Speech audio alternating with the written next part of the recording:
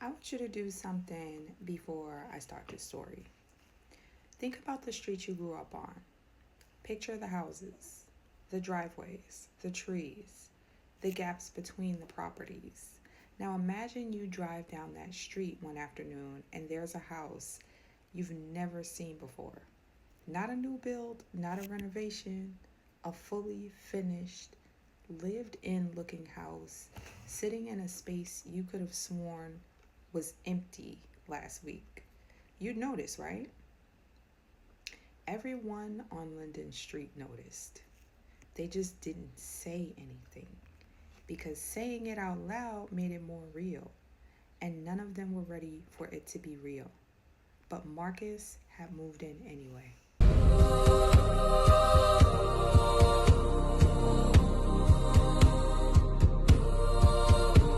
Welcome to Tales and Tangents, the place where the main story rarely stays on the main road. Today's story is called I Moved Into a House That Wasn't There Last Week. So, this guy named Marcus was 26 years old and 6 weeks behind on rent at his last apartment when he found a new listing. It was $650 a month for a little 3-bedroom house, a garden, off-street parking, an address on Linden Street that he had to look up 3 times because he kept thinking he misread it. Because Linden Street was a good street. So he called the number on the listing. A woman answered, professional, efficient, entirely normal. She confirmed the price was right, $650. She said, "Yep, you heard it right." She told him the previous tenant had left suddenly and they simply needed someone reliable to, occupy the space so they could get something out of it. And she said he could move in immediately. No deposit required. No deposit. He didn't question it because he needed somewhere to live. He drove to Linden Street that Saturday morning with a key the woman had mailed to him. She actually mailed him the key, the physical key. So he arrived 2 days later and stood outside. The house was fully furnished. It was the first thing Marcus mentioned to his friend when he was sharing the good news with her. So he called his friend Deja that evening and told her, not just appliances, furniture, a couch, a coffee table, framed pictures on the wall, though they were just pictures of landscapes, no people in them, a kitchen fully stocked with dry goods. It's like someone just got up and left, he told Deja. Like they went to get the mail and just never came back. He slept well. He didn't dream. He woke up at 6 a.m. feeling genuinely rested for the first time in months. Made coffee, sat in the kitchen table, and just watched the morning light come through the window. Everything was fine. Until he looked at the bathroom mirror. His reflection was standing slightly behind him. Not much, maybe an inch, maybe 2, like a photograph that had been cut out and placed back just slightly off center. He stepped forward, the reflection stepped forward. He stepped back, the reflection stepped back, matching every movement perfectly, just a beat late. Smiling in a way Marcus was not smiling. He left the house that morning and didn't come back. So Marcus left the house that morning and didn't come back until dark. It's crazy because you come back at night. But he told himself it was a trick of the light and he almost believed it. On the second night, he heard the child. He was almost asleep, that half-conscious state where you're not sure if what you're hearing is real or drifting off from a dream. So when he heard it, a voice, small and flat, coming from inside the walls, counting down from 10, 10, 9, 8, 7. He sat up.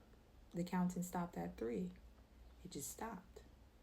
So he checked every room, every wall. He knocked on them, pressed his ears against the plaster. He checked the crawl space under the stairs. Nothing. No pipes, no animals, no explanation. On the third night, it reached 2.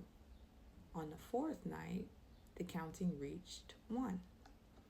On the 5th night, he didn't hear the counting at all. There was a door in the basement that Marcus had noticed on the first day. Plain wood, No handle, just a hole where the handle had been, and a bolt on the outside. He assumed it was a utility room, so he just like left it alone at the time.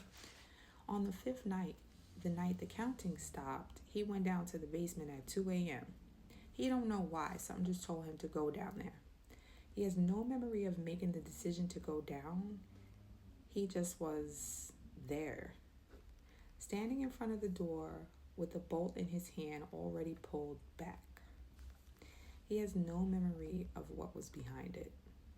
He remembers the smell, cold, wet, like a lake in the winter. He remembers a sound that he describes as the noise before the noise.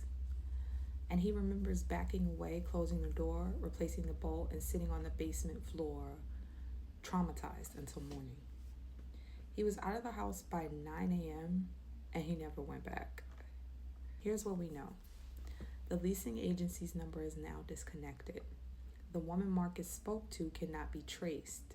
The address, 14 Linden Street, appears on no property register, no council record, and no map.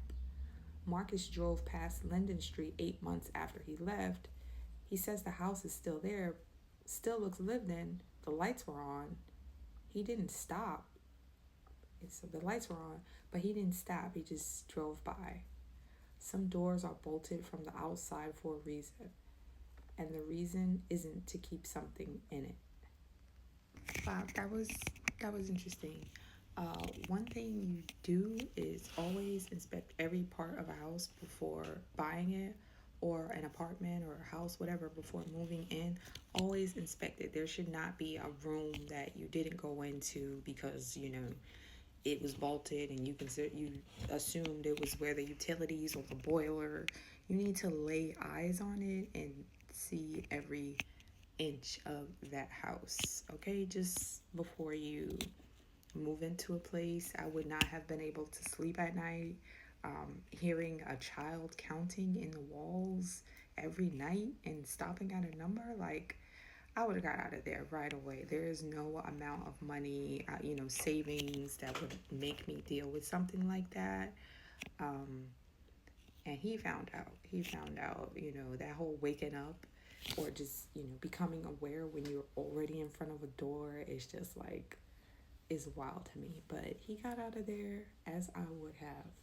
Let me know what you think of this tale in the comments. If you have some tales or tangents that you would like me to share on the channel, please send them to me. I am happy to share.